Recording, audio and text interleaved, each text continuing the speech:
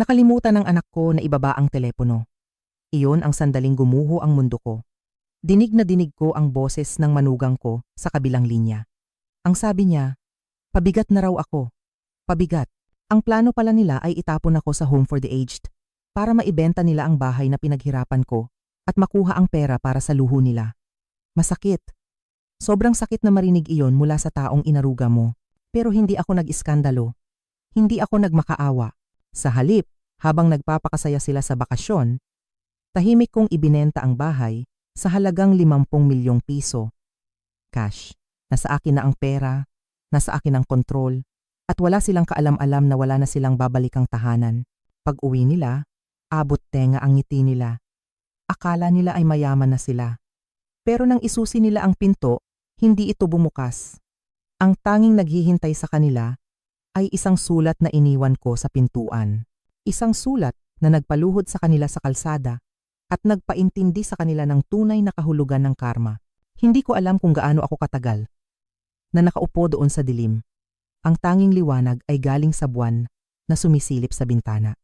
Ang bintanang ako mismo ang nag-install 20 taon na ang nakakaraan. Tahimik ang buong bahay. Pero sa loob ng dibdib ko, parang may bagyo. Nakatitig lang ako sa litrato ni Carmen sa ibabaw ng mesa. Ang mga mata niya sa litrato ay parang nakatingin sa akin. Parang may gustong sabihin, siguro ay awa. O baka naman babala. Unti-unting nawala ang init na naramdaman ko kanina noong marinig ko ang boses ng anak ko. Napalitan ito ng lamig.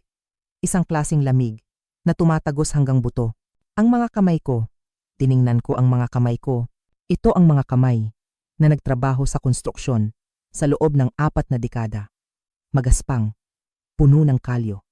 Ang mga kamay na ito ang naglatag ng bawat piraso ng kahoy sa sahig na ito. Bawat pako, bawat semento, pawis at dugo ko. Sabi nila, pabigat daw ako. Sabi nila, ulyanin na ako at kailangan ng itapon. Sabi nila, handa na akong mamatay, kaya pwede nang paghatian ang pinaghirapan ko. Pero nagkakamali sila. Hindi pa ako patay. At mas lalong hindi ako ulyanin. Malinaw pa ang isip ko. Sobrang linaw. Tumayo ako. Medyo nanginig ang tuhod ko. Pero pinilit kong maglakad papunta sa kusina. Binuksan ko ang ilaw. Ang liwanag ay tumama sa mga kagamitan na pinag-ipunan namin ni Carmen ng ilang taon. Pumunta ako sa cabinet kung saan ko itinatago ang mga lumang dokumento. Ang folder na hindi ko kailanman itinapon. Dahil sabi nga ni Carmen noon, hindi mo alam kung kailan mo ito kakailanganin. Ramon, tama siya. Kailangan ko ito ngayon. Binuksan ko ang folder. Bumungad sa akin ang amoy ng lumang papel. Dito nakatago ang ebidensya ng pagmamahal ko na tinawag nilang pabigat. Una kong nakita ang mga resibo ng tuition fee, 2.25 milyong piso. Iyan ang halaga ng 4 na taon ni Maricar sa universidad. Naalala ko ang panahong iyon. Nagdodoble kayod ako sa site. Umuuwi ako na puno ng semento ang buhok at masakit ang buong katawan. Pero sasalubungin ako ni Carmen ng mainit na kape. Hihilutin niya ang likod ko habang nagkukuwenta kami kung paano pagkakasyahin ang sweldo ko para sa tuition ni Maricar. Ramon, magpahinga ka naman, sabi ni Carmen noon. Papatayin mo ang sarili mo sa kakatrabaho. Para sa anak nating ito, Carmen. Sagot ko. Ayaw kong maranasan niya ang hirap na dinanas natin. Matalino siya. Kaya niyang marating ang kahit ano. Hinalikan ni Carmen ang noo ko noon at bumulong. Huwag mong ibigay ang lahat, Ramon. Baka makalimutan niyang magpasalamat. Dapat pala ay nakinig ako. Diyos ko. Dapat pala ay nakinig ako sa asawa ko. Inilipat ko ang pahina ng folder. Nakita ko ang resibo ng kasal. 1,500,000 piso. Para sa isang araw na selebrasyon, sinabihan ko noon si Maricar na simplehan lang natin. Pero umiyak siya. Umiyak siya sa harap ko at sinabing gusto niya ng wedding of the year. Gusto niya ng prinsesa na kasal. Bilang ama, hindi ko matiis ang luha ng anak ko, kaya kahit baon ako sa utang, pumayag ako. Nagtrabaho ako tuwing Sabado at Linggo ng 6 na buwan para lang mabayaran yon. Naalala ko noong isinasayaw ko siya sa reception. Nakasandal ang ulo niya sa balikat ko. Daddy, You are the best father in the world. Bulong niya sa akin noon. Hinding-hindi ko po ito makakalimutan. Pero nakalimutan niya. Nakalimutan niya kung sino ang nagbayad ng lahat. Nakalimutan niya kung sino ang pumirma bilang garantor. Sa una niyang kotse, noong hindi maganda ang credit score niya. Nakalimutan niya kung sino ang tumawag sa mga kakilala para lang makapasok siya sa trabaho. At si Paulo, ang manugang ko. Nakita ko ang mga bank transfer receipts mula 2 taon na ang nakakaraan.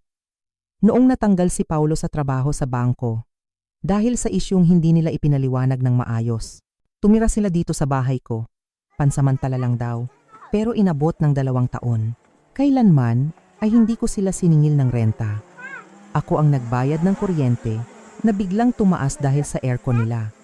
Ako ang namamalengke para sa 3 matatanda, imbes na para sa isang matandang balo lang. Kapag may handaan, aakbayan ako ni Paulo at sasabihin sa mga kaibigan niya, napakaswerte ko sa biyenan ko. Si Ramon ang pinakamabait na tao sa buong Pilipinas. Proud ako noon. Akala ko, totoo ang sinasabi niya. Akala ko, pamilya ang turing nila sa akin. Masaya ako na nakakatulong ako sa kanila. Ibinigay ko ang lahat kahit nauubos na ang ipon ko. Kahit ang emergency fund ko para sa gamot. Nagalaw ko na para sa pagpapagawa ng sasakyan nila. Sila na ngayon ang may magagandang trabaho. Mas malaki pa ang sweldo nila kaysa sa kinita ko noong kalakasan ko. Pero ni minsan, hindi sila nag-abot ng pera. Ni minsan, hindi nila inalok na bayaran ang mga nagastos ko. At ngayon, narinig ko ang totoo. Pabigat. Iyon lang pala ako sa kanila. Isang matandang ulyanin na humahad lang sa pangarap nilang rest house sa Tagaytay. Umakyat ako sa kwarto namin ni Carmen. Walang nagbago dito, simula noong mawala siya. Nandoon pa rin ang salamin niya sa ibabaw ng mesa. Nandoon pa rin ang paborito niyang nobela na hindi niya natapos basahin. Binuksan ko ang drawer sa ilalim ng cabinet. Kinuha ko ang titulo ng lupa, Ramon and Carmen Santos. Purchased 1,999. Walang ibang pangalan, walang utang, malinis ang papel. Habang nakatayo ako doon, sa kwartong saksi sa pagmamahalan namin ni Carmen, may naramdaman akong pagbabago sa sarili ko. Nandoon pa rin ang sakit. Masakit pa rin na parang tinutusok ang puso ko. Pero sa ilalim ng sakit na iyon, may nabubuong galit. Isang malamig at matigas na desisyon. Gusto nila akong itapon, gusto nilang ibenta ang bahay. Nadugo at pawis ko ang puhunan. Akala nila ay wala akong kalaban-laban. Akala nila ay tatanggapin ko na lang ang plano nila. Tiningnan ko ulit ang litrato ni Carmen. Carmen, bulong ko. Nakalimot na nga ang anak natin. Nakalimutan na niyang magpasalamat. Pero huwag kang mag-alala. Ipapaalala ko sa kanya kung sino ang ama niya. Naglakad ako papunta sa opisina ko sa baba. Kinuha ko ang calling card na matagal ko nang itinatago. Attorney Cruz. Real estate lawyer. Si Carmen ang nagpumilit na itago ko ito. Sabi niya noon, siguraduhin daw namin na maayos ang lahat bago siya mawala. Oras na para gamitin ko ito. Bukas na bukas din. Hindi na ako ang tatay na mapagbigay. Hindi na ako ang tatay na laging umiintindi. Bukas, makikita nila ang inhinyerong si Ramon na marunong bumuo at marunong ding bumuwag. Akala nila ay kilala nila ako. Akala nila ay hawak nila ako sa leeg. Magugulat sila. Hinawakan ko ng mahigpit ang telepono. Handa na ako. Handa na akong ipaglaban ang dignidad ko. Handa na akong turuan sila ng leksyon na hinding-hindi nila makakalimutan habang buhay. Kinabukasan, nagising ako sa isang bahay na parang hindi na sa akin. Dati, kapag naglalakad ako sa pasilyo, nakikita ko ang mga alaala. Nakikita ko si Maricar na tumatakbo noong bata pa siya. Nakikita ko si Carmen na nagdidilig ng halaman sa garden. Pero ngayong umagang ito, iba na ang nakikita ko. Nakikita ko na ang bahay sa paraan ng pagtingin ng aking anak at manugang. Hindi na ito tahanan. Isa na lang itong square meters, isa na lang itong market value, isa na lang itong tumpok ng pera na hinihintay nilang makuha. Pumasok ako sa kusina. Hinaplos ko ang granite countertop. Ako mismo ang nagkabit nito 16 na taon na ang nakakaraan. Naalala ko pa noong pinili ito ni Carmen. Sabi niya, ang ganda daw ng kulay. Parang sinag ng araw sa umaga. Dito siya nagtitimpla ng kape araw-araw hanggang sa humina siya dahil sa sakit. Ngayon, gusto nilang ibenta ito para sa sarili nilang luho. Nagbihis ako. Pinili ko ang pinakamaayos kong damit. Hindi ito yung itim na suit na suot ko noong libing ni Carmen. Ito yung navy blue na polo barong na regalo sa akin ni Carmen noong huling Pasko namin. Gusto kong magmukhang kagalang-galang. Gusto kong ipaalala sa sarili ko na ako si Ramon Santos. Isang inhinyero, isang ama, at hindi isang basahan na pwede nilang itapon kapag luma na. Kinuha ko ang calling card sa drawer. Attorney Cruz. Siya ang abogado na tumulong sa amin ni Carmen noon para ayusin ang mga papeles namin. Matagal na kaming magkakilala. Alam kong mapagkakatiwalaan siya. Sumakay ako sa luma kong pickup truck. Maaliwalas ang panahon. Ang araw ay sumisikat sa EDSA, pero ang pakiramdam ko ay parang may bagyo sa loob ng dibdib ko. Ang opisina ni Attorney Cruz ay nasa isang lumang gusali sa Quezon City. Hindi ito sa mga sosyal na building sa BGC o Makati na puro salamin. Ito ay simpleng opisina lang. Ang klase ng lugar na tumutulong sa mga ordinaryong tao na may totoong problema. Pagpasok ko, naamoy ko agad ang kapeng barako. Bumati sa akin ang sekretarya at pinapasok ako agad. Si Attorney Cruz ay nasa edad 50 na ngayon. Puti na ang buhok sa may sintido, pero matalas pa rin ang tingin. Don Ramon, bati niya sa akin, sabay abot ng kamay. Matagal na tayong hindi nagkikita. Ikinalulungkot ko pa rin ang pagkawala ni Maring Carmen. Salamat, attorney. Sagot ko. Nabigla ako. Akala ko ay manginginig ang boses ko. Pero matatag ito. Buo ang loob ko. Nandito ako dahil may kailangan akong konsultahin. Tungkol ito sa anak ko at sa asawa niya. Umupo si Attorney Cruz at inilabas ang kanyang yellow pad. Makinig tayo. Ano ang problema? Ikinuwento ko sa kanya ang lahat. Wala akong itinira. Sinabi ko ang tungkol sa tawag sa telepono na nakalimutang ibaba. Sinabi ko ang mga salitang narinig ko. Ang salitang pabigat. Ang plano nilang dalhin ako sa isang mumurahing home for the aged. At ang plano nilang ibenta ang bahay para bumili ng mansyon sa Tagaytay. Habang nagkukwento ako, nakita ko ang pagbabago sa mukha ni Attorney Cruz. Mula sa pagiging propesyonal, nakita ko ang lungkot at galit ng isang magulang. Umiling-iling siya habang nagsusulat. Napakasakit naman yan, Ramon. Sabi niya, nang matapos ako. Sa totoo lang, hindi na bago sa akin ang ganitong kwento. Madalas na inaakala ng mga anak na alam nila ang makakabuti sa magulang, lalo na kapag may manang pinag-uusapan. Huminga ako ng malalim. Ito na ang tanong na bumabagabag sa akin buong gabi. Attorney, sabi ko, may magagawa ba sila? Sa mata ng batas, kaya ba nila akong paalisin sa sarili kong bahay? Kaya ba nila akong pilitin na ibenta yon? Ibinaba ni Attorney Cruz ang kanyang ballpen. Tumingin siya ng diretso sa mga mata ko. Simulan natin sa titulo ng lupa, paliwanag niya. Ang bahay at lupa ay nakapangalan sa inyo ni Carmen. Tama ba? Tama, sagot ko. Binili namin yon noong 1999. At noong pumanaw si Carmen, patuloy niya. Dahil sa rule of survivorship at sa mga papeles na inayos natin noon, ang pag-aari ay automatikong napunta sa iyo. Sa iyo lang. Solo mo. Kinuha niya ang kopya ng titulo mula sa file cabinet. Makinig ka sa akin ng mabuti, Ramon, diin niya. Sa mata ng batas, ang anak mo at ang manugang mo ay walang karapatan. Wala. Zero. Wala silang habol sa bahay na yan. Hindi nila yan pwedeng ibenta. Hindi kanila pwedeng paalisin. At hindi kanila pwedeng ikulong sa anumang pasilidad nang wala kang pahintulot. Nakaramdam ako ng ginhawa. Parang may natanggal na tinik sa lalamunan ko. Ang akala kong kapangyarihan nila ay ilusyon lang pala. Ang bahay ay sa iyo, ulit ni attorney. Period. Pero hindi lang ginhawa ang naramdaman ko. May kasunod na emosyon.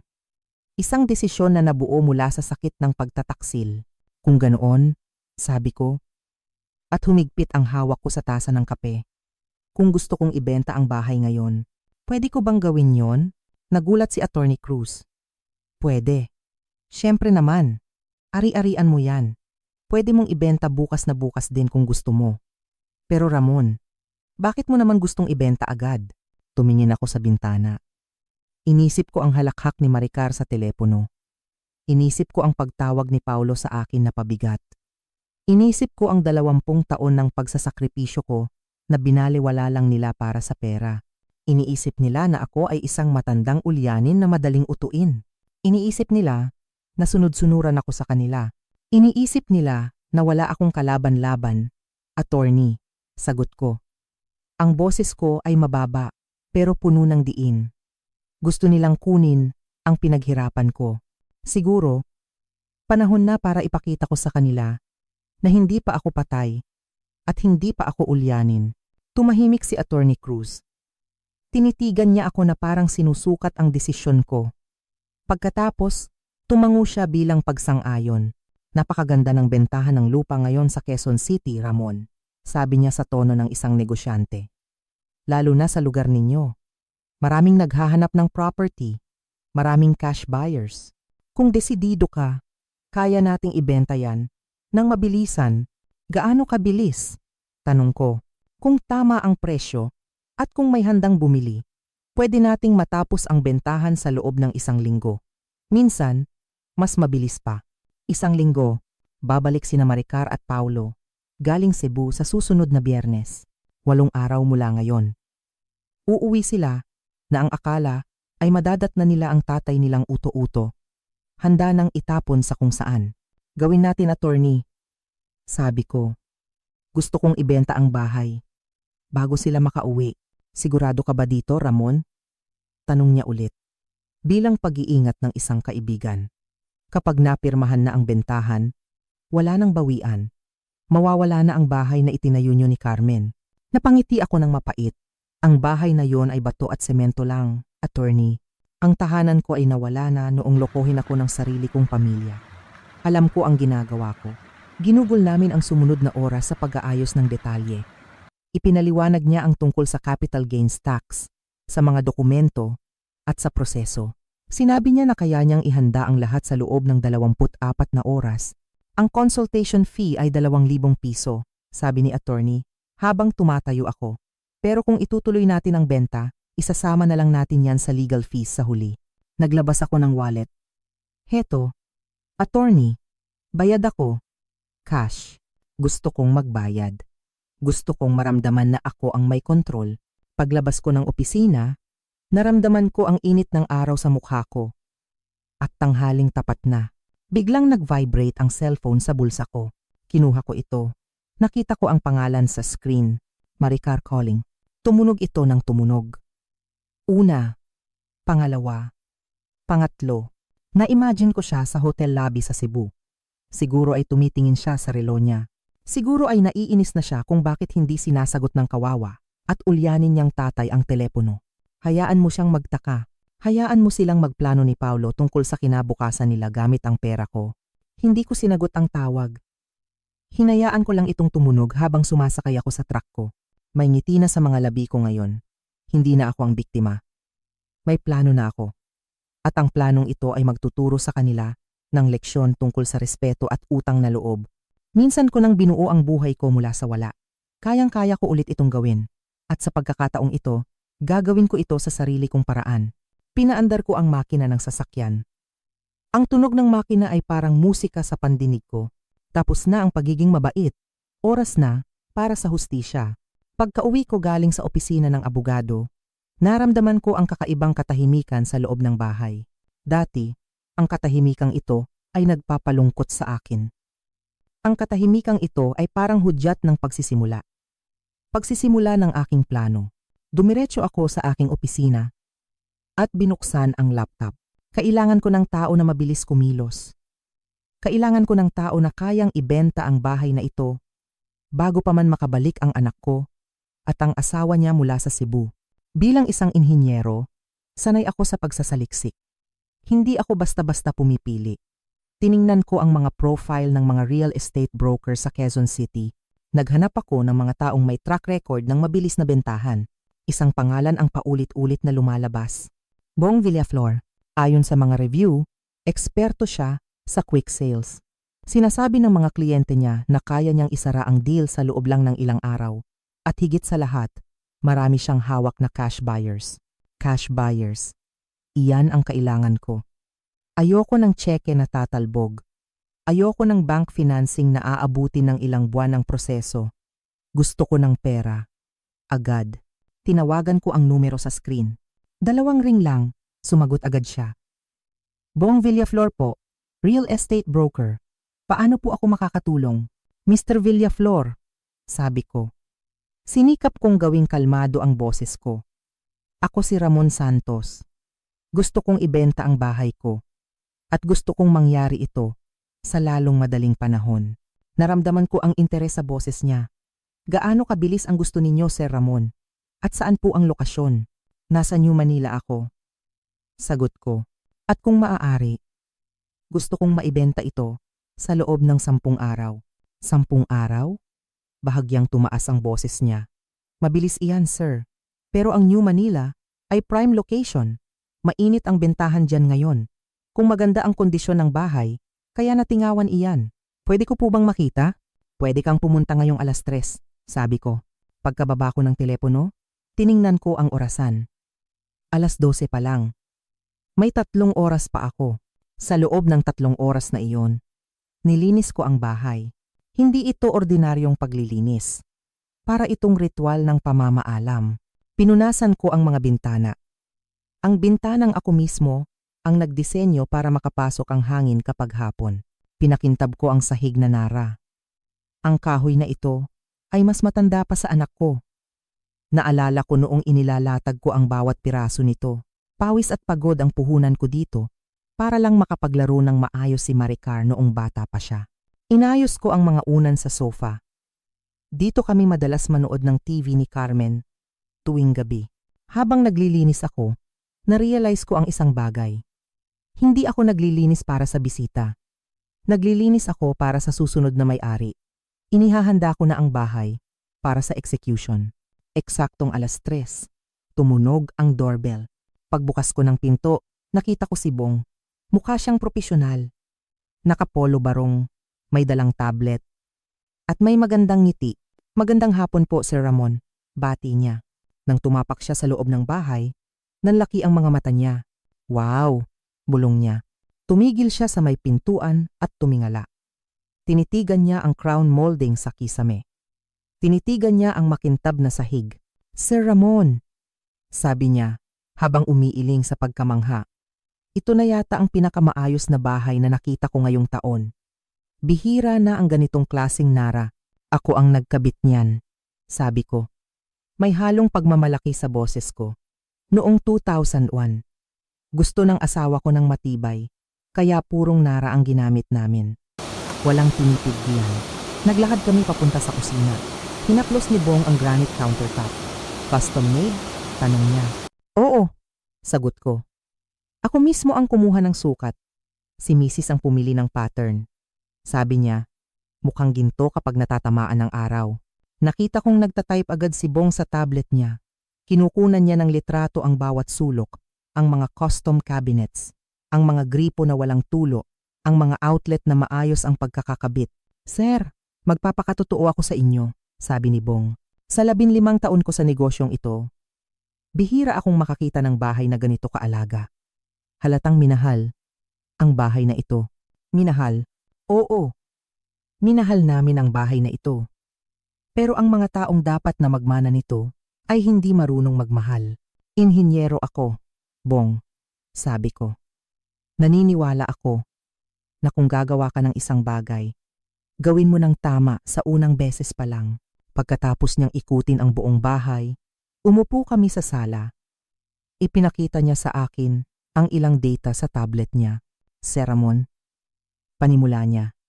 Ang mga bahay sa lugar na ito ay naglalaro sa presyong 40 hanggang 45 milyong piso. Iyon ang market value. Huminga ako ng malalim. Iyon ang presyong narinig kong pinag-uusapan ng anak ko at manugang ko. Pero, patuloy ni Bong, at tumingin siya ng diretso sa akin dahil sa kondisyon ng bahay ninyo, dahil sa kalidad ng materyales, at dahil ito ay original owner pa. Iba ang presyo nito. Magkano? Tanong ko.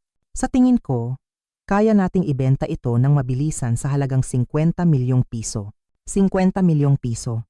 Napahawak ako sa armrest ng upuan. 50 milyon. Mas mataas ito kaysa sa inaasahan ng mga sakim kong anak.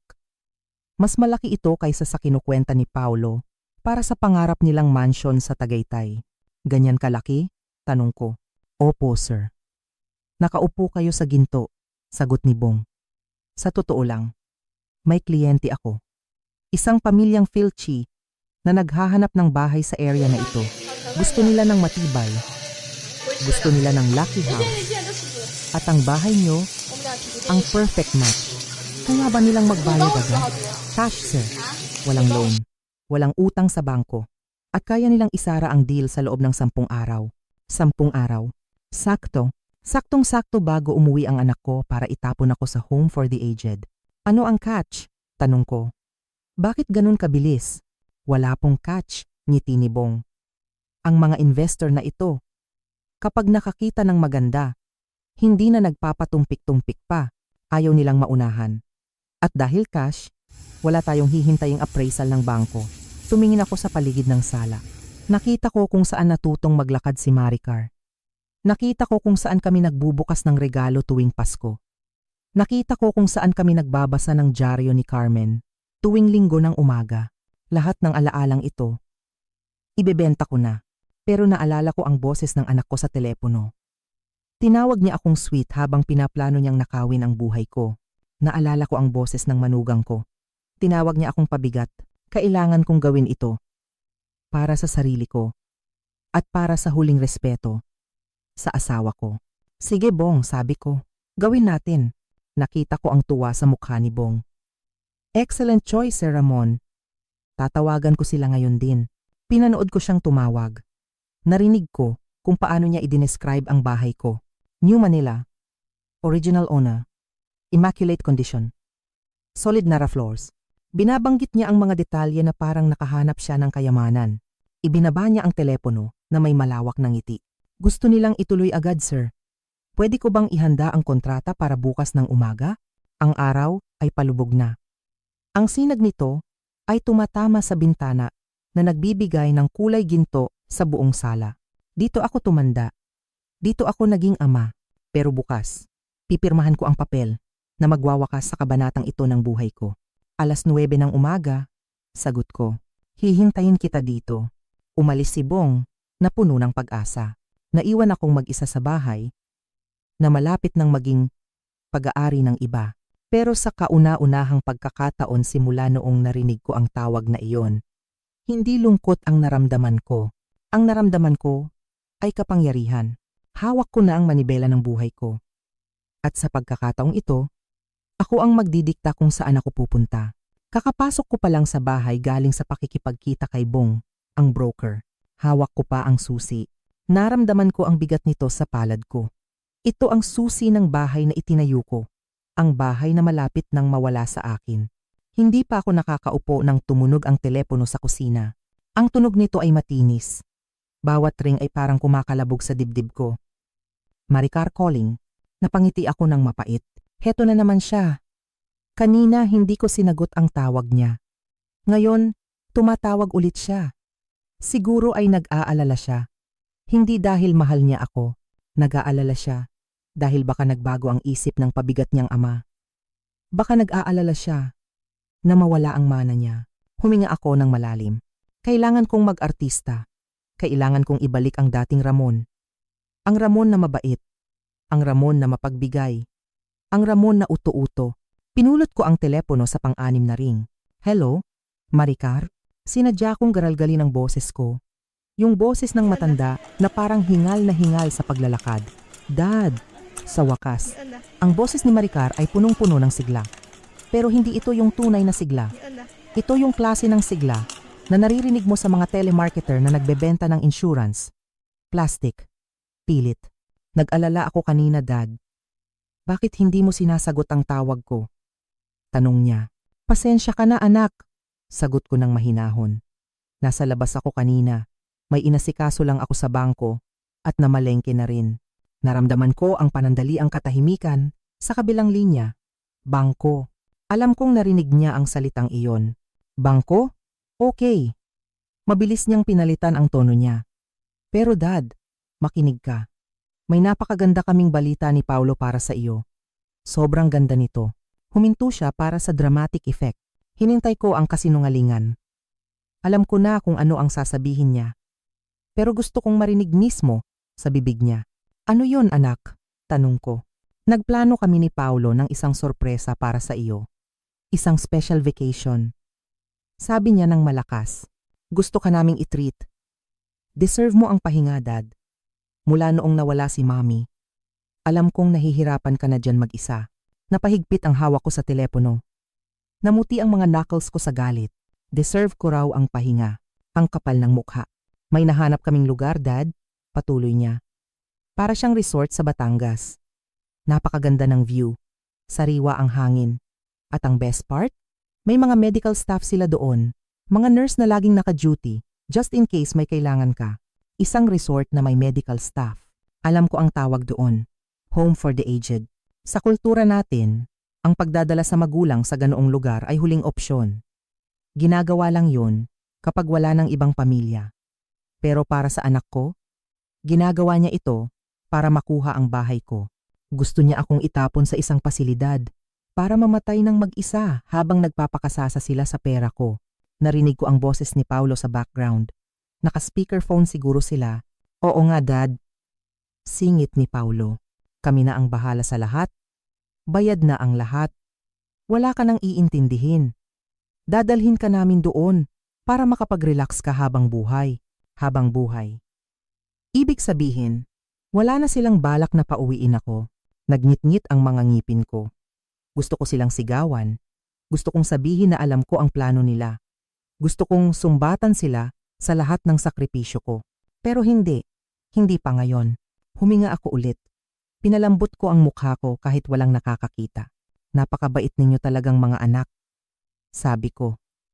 Ang boses ko ay halos mabasag sa pagpapanggap. Hindi nyo naman kailangang gawin ito para sa akin. Nakakahiya naman sa inyo. Ano ka ba, Dad?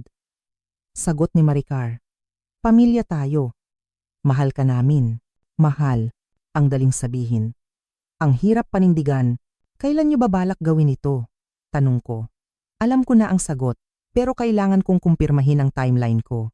Uuwi kami sa Biyernes, Dad, sabi ni Maricar. Sana makapag-impake ka na. Yung mga essentials lang. Mga damit, gamot, toothbrush. Huwag ka nang magdala ng maraming gamit. Kami na ang bahala sa iba. Essentials.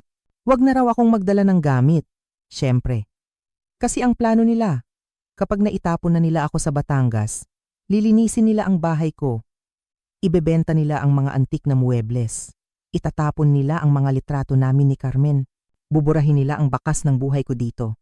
Sige, anak. Sagot ko. Mag-iimpake ako. Biyernes. Hihintayin ko kayo. Good, sabi ni Paulo. Halata sa boses niya ang tagumpay. Iniisip siguro niya, napakadaling utuin ng matandang ito. Naglakad ako papunta sa bay window. Tumingin ako sa hardin na itinanim ni Carmen. Ang mga rosas ay namumulaklak na. Sayang, hindi na nila makikita ang mga ito. Actually, Maricar, sabi ko, nilagyan ko ng excitement ang boses ko. May sorpresa din ako para sa inyo pag uwi nyo. Tumahimik sa kabilang linya. Naramdaman ko ang interes nila. Sorpresa? Tanong ni Maricar. Anong klaseng sorpresa, Dad? Sigurado ako, nagkatinginan sila ni Paulo ngayon. Siguro, iniisip nila na nag-withdraw ako ng pera para ibigay sa kanila. O kaya naman, ay inilipat ko na ang titulo ng lupa sa pangalan nila. Isang bagay na matagal ko nang pinag-iisipan. Sagot ko. Tungkol ito sa kinabukasan nating lahat. Sa tingin ko, matutuwa kayo. Sobra kayong matutuwa. Narinig ko ang impit na tili ni Maricar. Oh my God, Dad. You are so sweet. Sabi niya. Sige, pag-usapan natin yan pag-uwi namin. Excited na kami. Sweet. Tinawag niya akong sweet. Habang hawak niya, ang patalim sa likod ko. Sige na, magpahinga ka na dyan. Dagdag niya. See you on Friday, Dad. I love you. I love you too, anak. Sagot ko. Ibinaba ko ang telepono. Ang katahimikan ay bumalik sa kusina. Pero ngayon, hindi na ito mabigat. Napatingin ako sa refleksyon ko sa salamin ng cabinet. Nakita ko ang isang matandang lalaki. Puti na ang buhok. Kulubot na ang balat. Pero ang mga mata ko ay buhay na buhay. Akala nila, tapos na ang laban. Akala nila, nanalo na sila. Hindi nila alam. Kasi simula pa lang ng laro. Gusto nila ng sorpresa? Bibigyan ko sila ng sorpresa. Gusto nilang kunin ang bahay? Sige, subukan nila. Pumunta ako sa aking opisina. Binuksan ko ulit ang laptop ko. Nag-search ako sa internet. Moving boxes. Storage services Pasig. Luxury condo for rent Makati. Ang mga daliri ko ay mabilis na tumitipa sa keyboard. Dati, ang mga kamay na ito ay gumagawa ng plano para sa mga gusali at tulay. Ngayon, gumagawa ako ng plano para sa sarili kong kalayaan.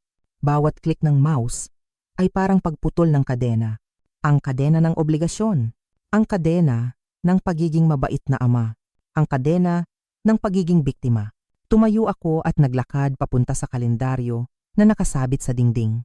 Binilugan ko ang araw ng Biyernes gamit ang pulang marker. Friday, bulong ko sa sarili ko. Sa Biyernes, uuwi sila para kunin ang mana nila. Sa Biyernes, uuwi sila para itapon ang ama nila. Pero sa Biyernes din sila matututo ng pinakamahalagang leksyon sa buhay nila. Tiningnan ko ulit ang litrato ni Carmen sa mesa ko. Pasensya ka na, mahal. Sabi ko sa litrato niya. Alam kong gusto mong maging mapagbigay ako sa anak natin. Pero minsan, ang pinakamagandang regalo na maibibigay ng magulang sa anak ay ang leksyon ng pagtayo sa sariling paa. Ngumiti ako. Isang ngiti na hindi ko na nagawa sa loob ng mahabang panahon. Hihintayin ko ang Biyernes. Handa na ako. Handang-handa na. Napakabilis ng mga pangyayari. Parang isang iglap lang. Noong mga nakaraang araw, isa lang akong matandang naghihintay ng tawag ng anak. Isang matandang nag-aabang ng awa. Pero ngayon ay iba na. Nasa opisina ako ng abogado. Nakaharap sa akin ang tumpok ng mga dokumento. Nariyan ang deed of absolute sale. Nariyan ang mga papeles ng titulo. Nariyan ang lahat ng patunay na ang bahay na itinayo ko at ni Carmen ay mapupunta na sa iba. Katabi ko si Bong, ang broker. Sa kabila naman ay ang mga abogado ng bumili. Sir Ramon, sabi ng notaryo. Pakipirmahan na lang po dito. Dito. At dito. Hinawakan ko ang ballpen. Tiningnan ko ang kamay ko. Ito ang kamay na naghalo ng semento. Ito ang kamay na nagpako ng bubong.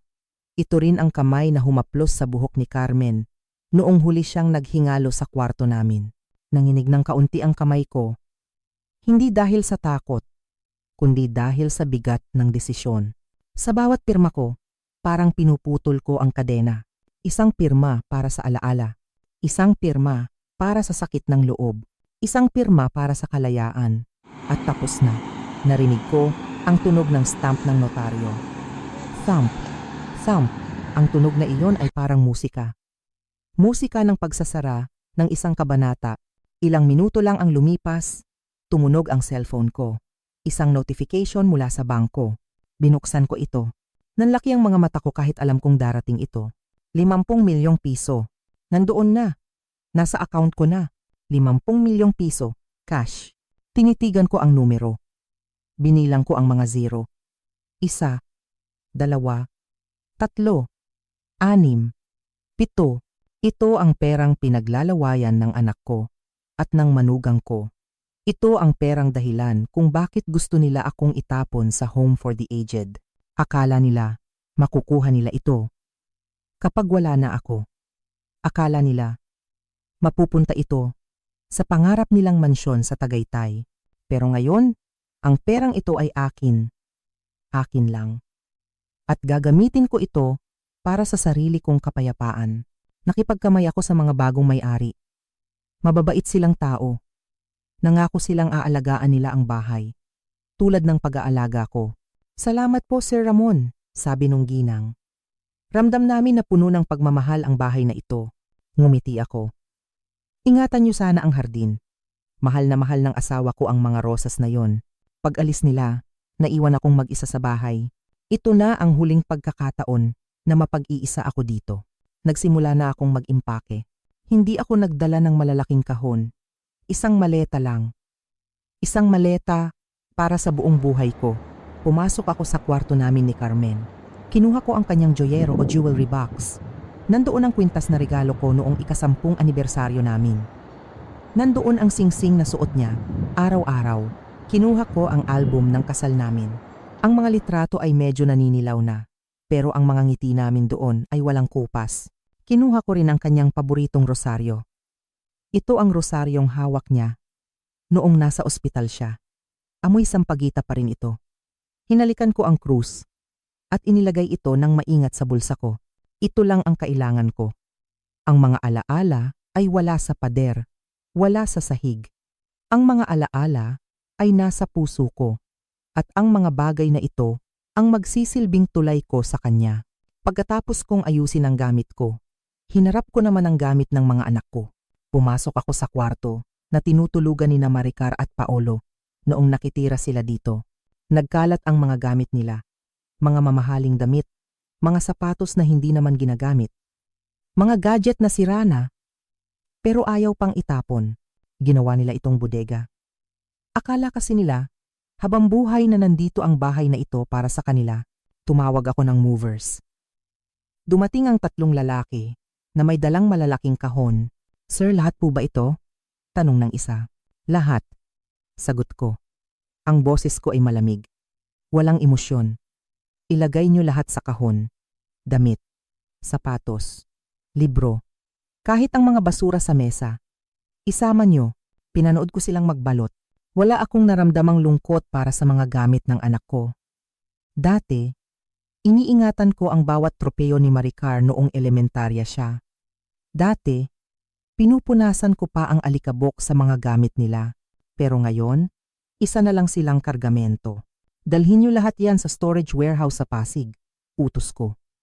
Bayad na ang renta para sa 1 buwan. Nang mailabas na ang huling kahon, lumuwag ang bahay. Sobrang luwag. Naglakad ako sa bawat kwarto sa huling pagkakataon. Dumaan ako sa kusina. Hinawakan ko ang lababo. Wala na ang amoy ng luto ni Carmen. Amoy lemon cleaner na lang. Dumaan ako sa sala. Wala na ang sofa kung saan kami nagpapahinga. Dumaan ako sa hardin. Ang hangin ay umiihip sa mga dahon. Parang bumubulong ng paalam. Dati, takot akong iwan ang bahay na ito. Dati, iniisip ko na kapag umalis ako dito, parang iniiwan ko na rin si Carmen. Pero habang nakatayo ako sa pintuan, habang hawak ko ang maleta ko, iba ang naramdaman ko. Hindi lungkot, hindi panghihinayang.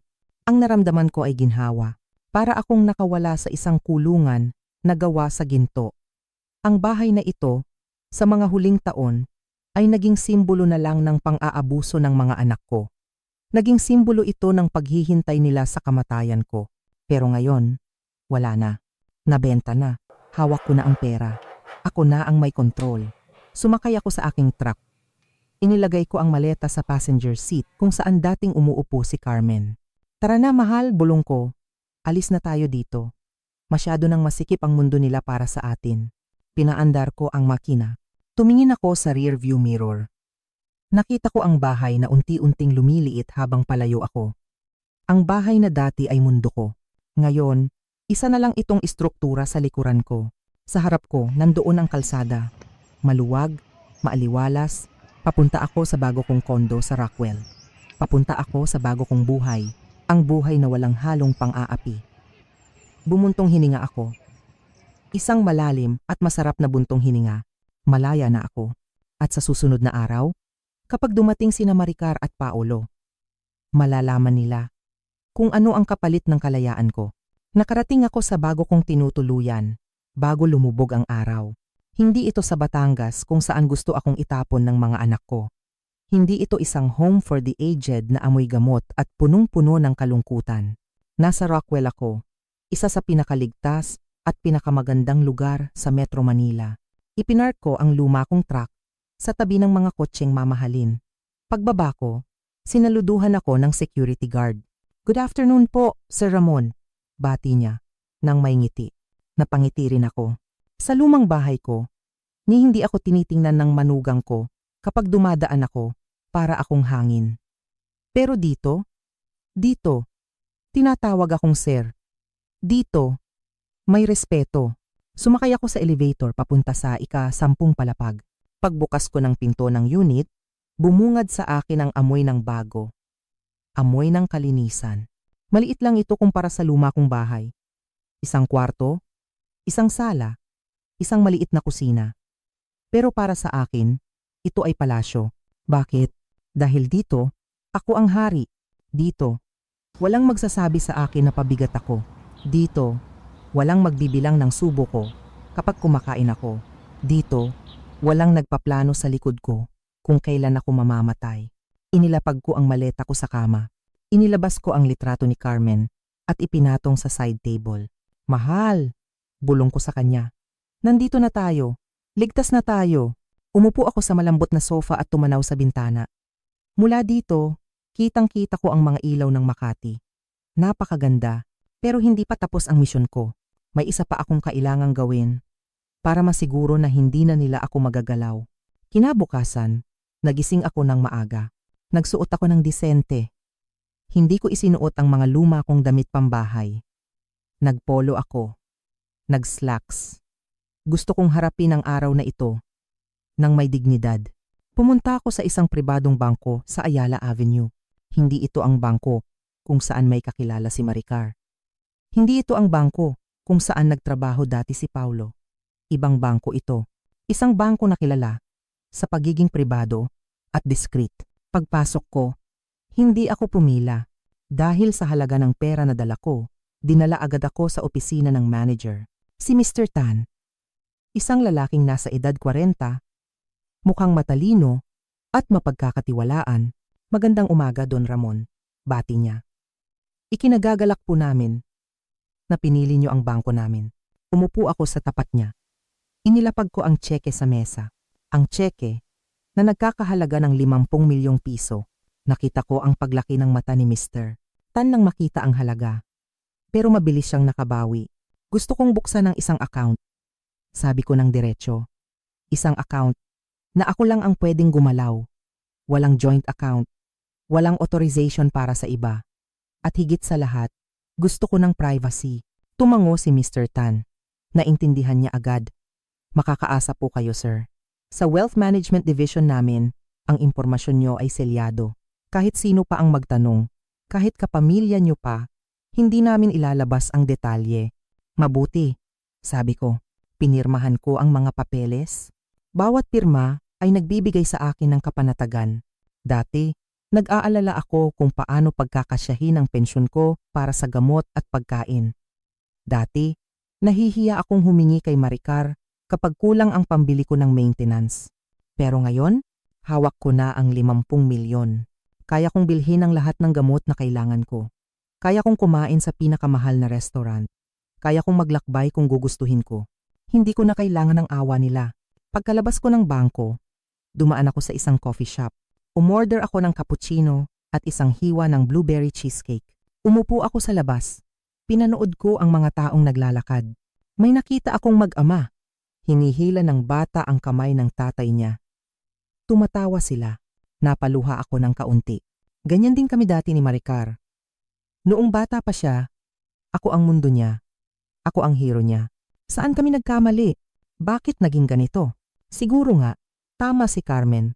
Masyado ko silang binigay ang luho. Masyado ko silang pinalaking sanay na nasusunod ang gusto. Nakalimutan nilang magbanat ng buto. Nakalimutan nilang magpahalaga. Pinunasan ko ang luha ko. Tama na ang drama. Ang batang pinalaki ko ay wala na. Ang babaeng tatawag sa akin ng dad sa Biyernes ay isang estranghero na gustong nakawin ang buhay ko. Kailangan kong maging matatag. Sa mga sumunod na araw, naging tahimik ang buhay ko. Gigising ako ng maaga. Magkakape habang nagbabasa ng dyaryo. Maglalakad-lakad sa parke ng Rockwell tuwing hapon. Walang sigawan, walang parinig, walang mabibigat na tingin. Napakasarap pala ng kalayaan. Minsan, nakakalimutan ko na may hinihintay pa pala akong bagyo. Pero tuwing titingin ako sa kalendaryo, naaalala ko, Miyerkules na ngayon, 2 araw na lang. 2 araw na lang at uuwi na sila. Naghanda na ako ng script sa isip ko. Alam ko na ang gagawin ko. Habang nakaupo ako sa sala ng bago kong kondo, binuksan ko ang laptop ko. Nag-order ako ng isang gamit online. Isang mini spy camera. Yung maliit lang. Yung mukhang charger ng cellphone para hindi halata. Kailangan ko ito. Gusto kong makita ang mukha nila. Gusto kong makita ang reaksyon nila kapag nalaman nilang wala na silang mauuwian. Hindi ito pagiging masama. Ito ay hustisya.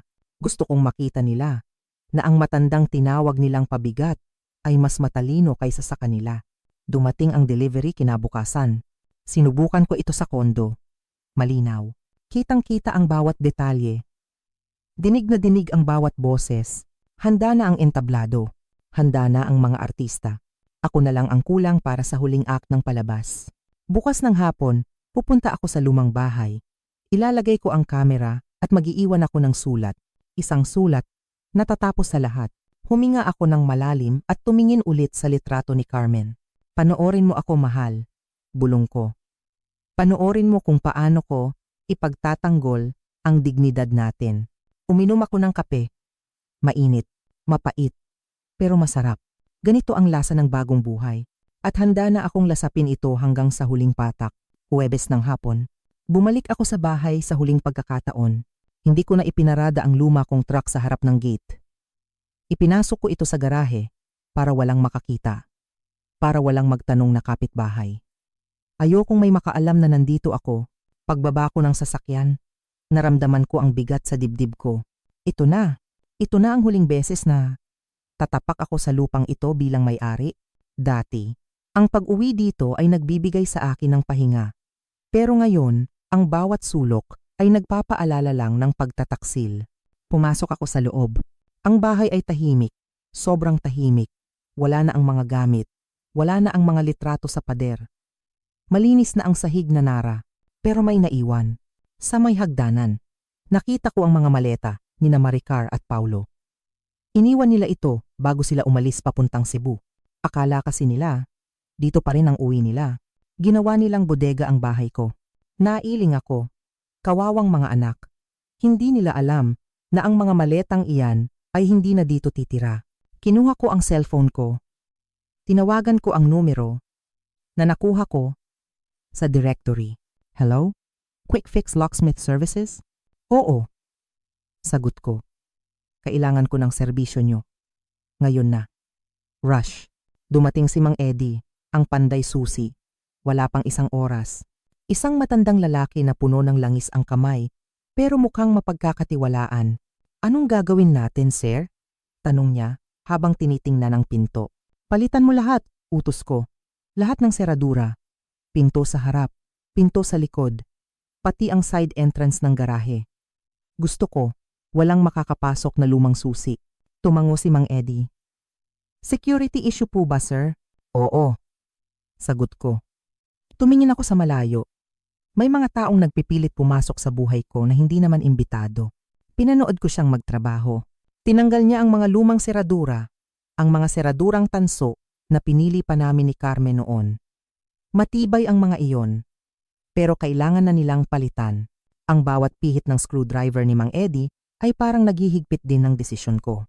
Tapos na, ang susi na hawak ni Maricar, ang susi na nasa bulsa ni Paulo, wala na iyong silbi. Basura na lang iyon. Hindi na nila mabubuksan ang pinto ng bahay na ito. At hindi na rin nila mabubuksan ang pinto ng puso ko. Tapos na po, sir, sabi ni Mang Eddie sabay abot ng mga bagong susi. Kumikinang na pilak. Malamig sa palad. Ito po ang 3 kopya. Nagbayad ako ng cash. Sobra pa ang ibinigay ko. Salamat po, sir. Malaking tulong ito, sabi niya bago umalis. Nang makaalis na siya, hinarap ko naman ang susunod na parte ng plano, ang mata. Kinuha ko ang maliit na kahon na dumating kahapon. Ang spy camera. Maliit lang ito. Kulay itim. Mukha lang itong ordinaryong phone charger. Walang mag-aakala na isa itong camera. Sinaksak ko ito sa outlet sa may foyer, malapit sa pinto. Nakatutok ito ng diretsyo sa entrada. Kinuha ko ang cellphone ko at binuksan ang app. Nag-connect. Sa screen ng cellphone ko, kitang-kita ko ang pinto. Malinaw. High definition. Dinig na dinig ko pa ang tunog ng hangin sa labas. Bukas ng hapon, kapag dumating sila, Makikita ko ang lahat. Makikita ko ang pagtataka sa mukha ni Maricar kapag hindi gumana ang susi niya. Makikita ko ang galit sa mukha ni Paulo kapag nalaman niyang sarado ang pinto. At maririnig ko. Maririnig ko ang bawat salita nila kapag nabasa nila ang iniwan ko. Ang sulat, ito ang pinakamahalaga. Umupo ako sa sahig, sa tapat ng pinto. Kinuha ko ang isang puting sobre at isang piraso ng papel. Dati, noong bata pa si Maricar, nagsusulat ako ng mga notes sa baon niya. Ingat sa school, anak. Galingan sa test. Mahal ka ni Daddy. Pero ngayon, iba ang isusulat ko. Ito na ang pinakamahirap na liham na isinulat ko sa buong buhay ko. Nanginig ang kamay ko sa unang pangungusap. Pero habang tumatagal, nagiging matatag ang bawat letra. Para kay Maricar at Paulo, isinulat ko ang lahat. Sinabi ko na alam ko ang plano nila. Sinabi ko na narinig ko ang salitang pabigat. Sinabi ko na naibenta ko na ang bahay. 50 milyong piso. Sinabi ko na ang pera ay nasa akin at mananatili sa akin. Hindi ako nagmura. Hindi ako gumamit ng mararahas na salita. Gusto kong maramdaman nila ang dignidad ng ama. Naniloko nila. Sa dulo ng sulat, isinulat ko ito. Ibinigay ko sa inyo ang lahat sa loob ng mahabang panahon. Pero ang sukli ninyo ay katrayduran. Ngayon, matuto kayong tumayo sa sarili ninyong paa. Ito ang huling leksyon ko sa inyo. Tinupi ko ang papel. Inilagay sa sobre. Gamit ang duct tape, idinikit ko ito sa pinto. Eye level.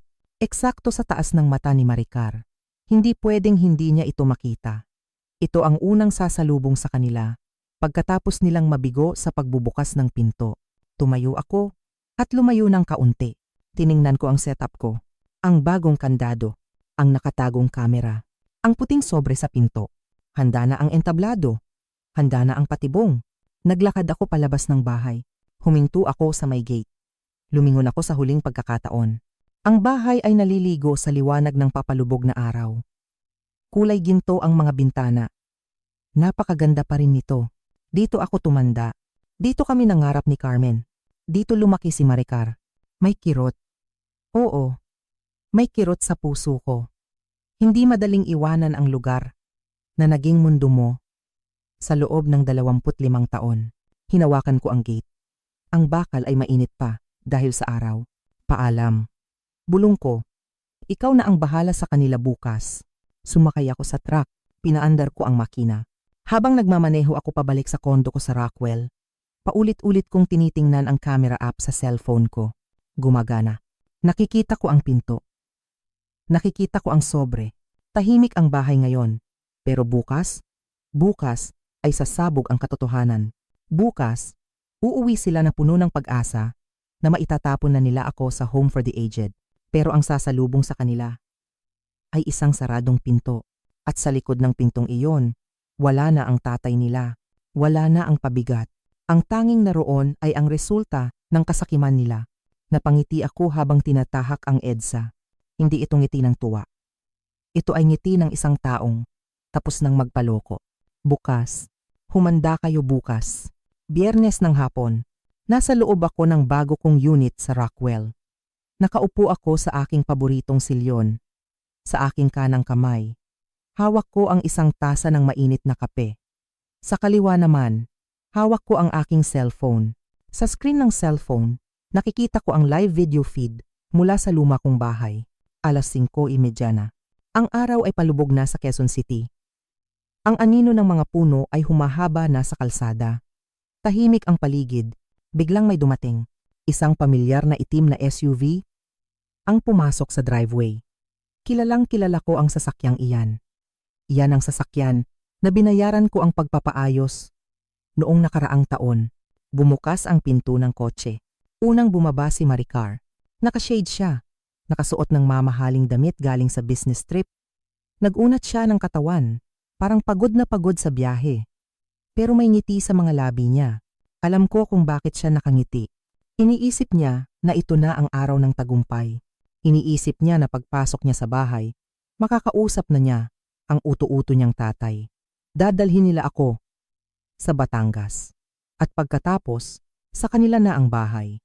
Sa kanila na ang 50 milyon. Sumunod na bumaba si Paulo. Ibinaba niya ang mga maleta nila mula sa likod ng sasakyan. Nagtatawanan sila. Para silang mga hasyendero na umuwi para tingnan ang kanilang lupain. Naglakad sila papunta sa pinto. Napanood ko ang bawat hakbang nila. Bumibilis ang tibok ng puso ko. Hindi dahil sa takot, kundi dahil sa anticipation. Ito na ang sandaling hinihintay ko. Dumukot si Maricar sa bag niya. Inilabas niya ang susi na wala ng silbi. Isinuksok niya ito sa seradura. Pinihit niya. Sa screen ng cellphone ko, nakita ko ang pagkunot ng noo niya. Ayaw umikot. Pinihit niya ulit. Mas malakas. Mas madiin. Wala. Ayaw bumukas. Bakit ayaw? Narinig kong sabi niya. Malinaw ang audio ng kamera. Lumapit si Paulo. Sinubukan ni Paulo ang sarili niyang susi. Pinihit niya pa kaliwa. Pinihit niya pa kanan. Inalog-alog pa niya ang pinto. Pero matibay ang bagong seradura na ikinabit ni Mang Eddie. Hindi ito bibigay. Nakita ko ang pagbabago sa mukha nila. Mula sa pagiging kampante, napalitan ito ng pagtataka. At pagkatapos, naging inis. Sira yata ang lock. Sigaw ni Paulo. Tawagan mo nga ang daddy mo. Baka nasa loob siya. At natutulog. Nakita kong kinuha ni Maricar ang cellphone niya. Tinawagan niya ako. Siyempre, hindi ito nagring. Itinapon ko na ang lumang SIM card ko. Cannot be reached, sabi ni Maricar. Ang boses niya ay nanginginig na. Paolo, bakit hindi siya sumasagot? Nasaan si daddy? Nagsimula na silang magpanik. Umikot si Paulo sa likod ng bahay. Sinubukan niya ang pinto sa kusina. Sarado din. Sinubukan niya ang pinto sa garahe. Sarado din. Buwisit! Sigaw ni Paulo. Babasagin ko na ang bintana. Sa screen ng cellphone ko, narinig ko ang pagkabasag ng salamin. Crash. Tunog ito ng desperasyon. Pumasok si Paulo sa bintana ng kusina. Binuksan niya ang pinto sa harap para kay Maricar. Pagpasok nila sa sala, tumigil sila. Napansin nila agad ang kakaiba. Masyadong malinis. Masyadong maaliwalas. Wala ang mga gamit ko. Wala ang mga litrato sa dingding. Wala ang mga knickknacks na laging nakalagay sa estante. Ang bahay ay parang isang shell. Isang kabibe na wala ng laman. Paolo? Bulong ni Maricar. Parang walang nakatira dito. At doon, nakita nila ang sobre. Ang puting sobre na idinikit ko sa pinto. Nakapangalan sa kanilang dalawa. Dahan-dahang lumapit si Maricar. Kinuha niya ito. Nanginginig ang mga kamay niya habang pinupunit ang selyo. Binuksan niya ang papel. Pinanood ko ang mukha niya habang nagbabasa. Mula sa pagkalito, naging gulat, naging takot. At sa huli, naging purong horror. Binenta niya. Bulong ni Maricar. Tumingin siya kay Paulo. Ang mukha niya ay putlang-putla. Binenta niya ang bahay. Paolo! Binenta ni Daddy ang bahay. Sigaw niya na parang nasisiraan ng bait. Inagaw ni Paulo ang sulat. Binasa niya ito ng mabilis. Ang mga mata niya ay parang lalabas na sa galit. 50 milyon. Sigaw ni Paulo. Ang boses niya ay umaalingaw-ngaw sa walang lamang bahay. Hawak niya ang 50 milyon. At iniwan niya tayo sa wala.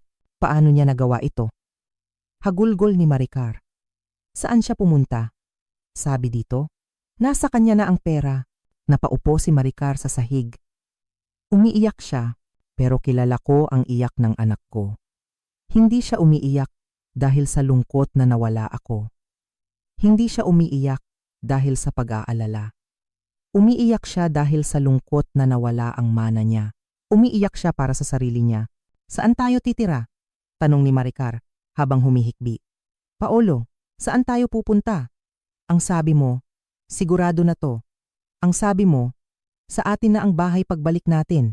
Humarap si Paulo sa kanya. Pula na ang mukha nito sa galit.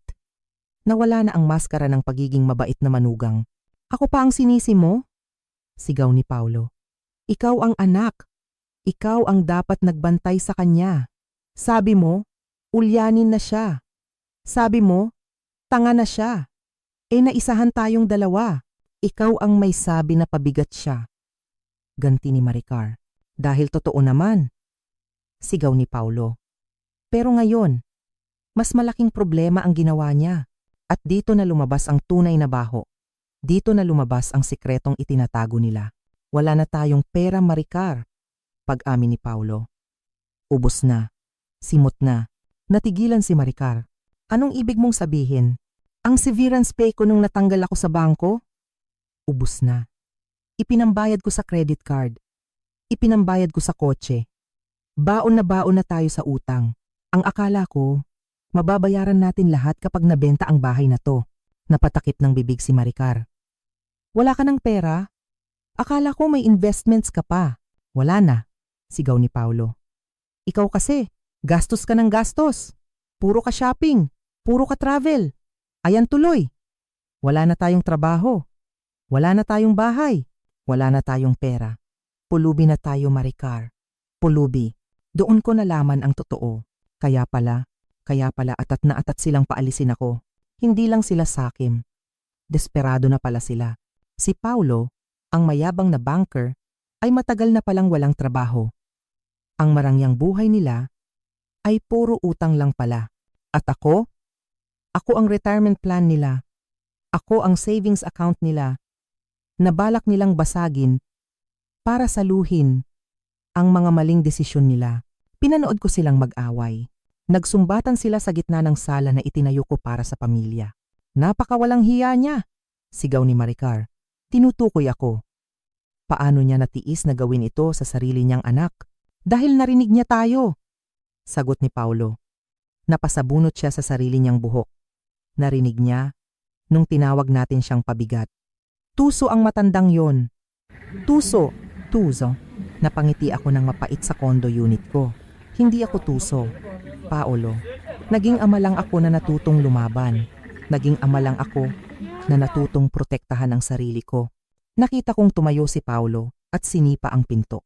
Bang! Pero matibay ang pinto. Hindi ito nasira. Nasaktan lang ang paa niya. Tara na, yaya ni Paulo. Pumunta tayo sa pulis.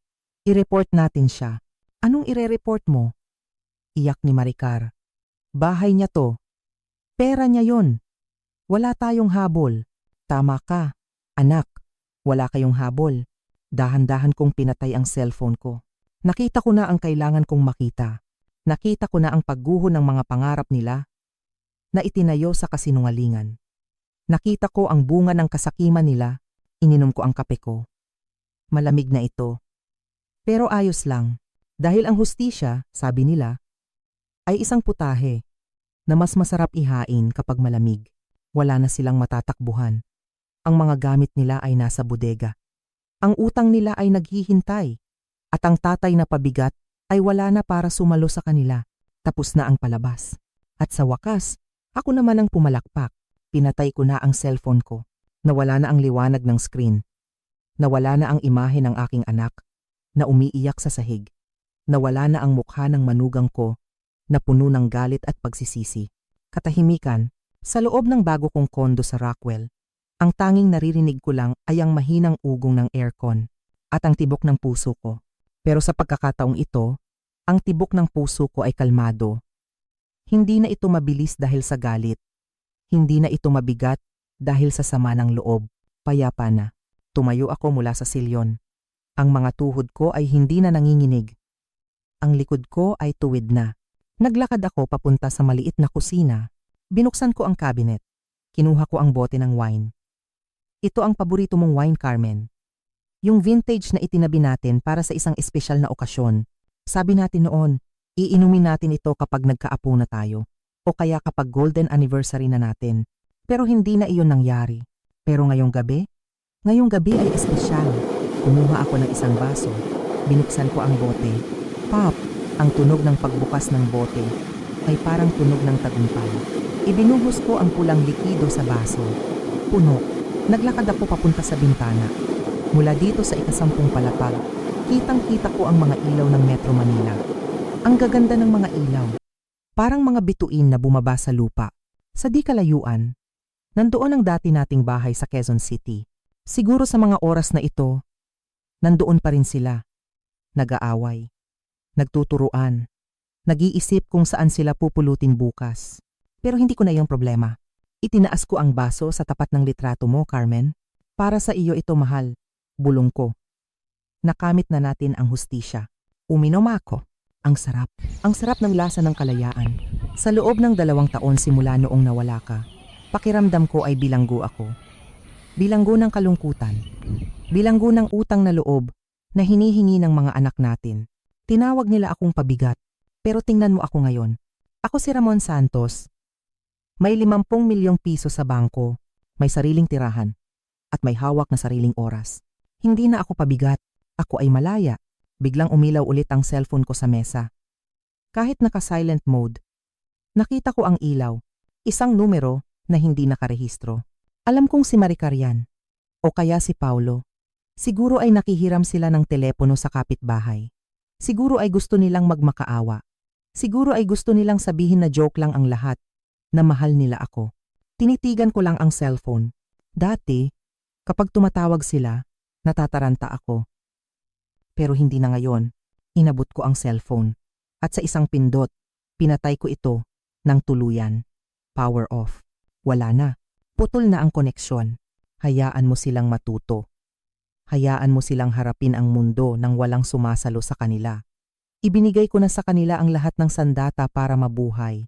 Pero pinili nilang maging tamad at sakim. Ngayon, sila naman ang magbubuhat ng sarili nilang krus. Humarap ulit ako sa bintana. Bukas, gigising ako ng maaga. Magkakape ako sa coffee shop sa baba. Baka bumili ako ng bagong sapatos. O kaya mag-book ng ticket papuntang Palawan. Matagal na nating gustong pumunta doon, di ba, Carmen?